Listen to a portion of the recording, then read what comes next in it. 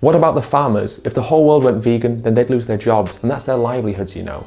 The first place to start this argument is to acknowledge the simple fact that the life of an animal is worth more than money. Life is more important than financial gain. That's the first place to start. But I also think it's important to note that many farmers have had the farm passed down to them generation to generation. I think therefore that this means there should be some consideration given to these farmers in the fact that their livelihoods may well be taken away from them.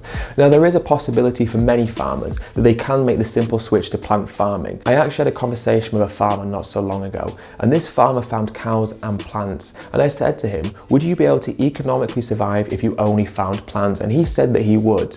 Now this is a significant reality for many animal farmers because they also often farm plants and do arable farming. Now many of them would be able to survive and keep their livelihoods by simply switching to only doing plant farming. And this has happened quite a lot recently. There was the farmer last year who gave up all of his cows to Hillside Animal Sanctuary, and now he runs a solely veganic farm. The Vegan Society here in the UK offer financial incentives to farmers who want to stop animal farming and switch to only plant farming and live a more ethical lifestyle. Now another way that we can encourage animal farmers to switch to plant farming is through tax subsidies. Currently, massive amounts of these subsidies are given to help sustain animal farming and to make sure that it continues to be profitable. Now, if we really wanted to help animal farmers switch to plant farming, we could change this distribution of tax subsidies and give it to the farmers with the incentive that they have to use it to change to plant farming. This could really help them and make sure that their livelihoods were still sustained, and they could still afford to look after themselves and their families as they made the transition. What this would also do is make the price of animal products more expensive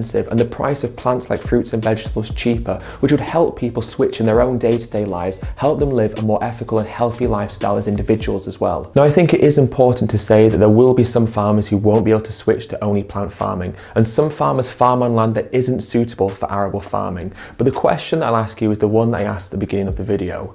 Is money more important than life? Or is the life of an animal more important than the financial gain that a farmer gets from profiting off their death?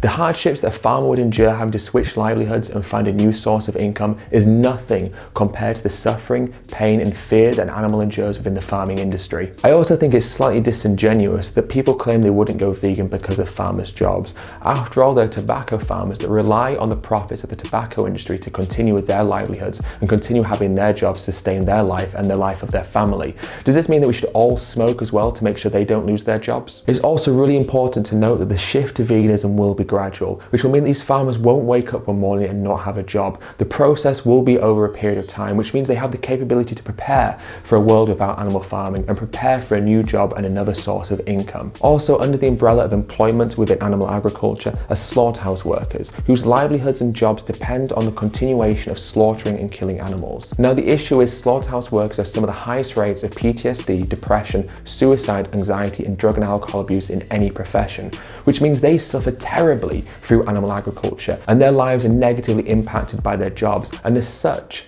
abolishing animal agriculture would not only be a liberation for the animals, but indeed a liberation for these people as well, who are also victims when it comes to profiting off the exploitation of animals.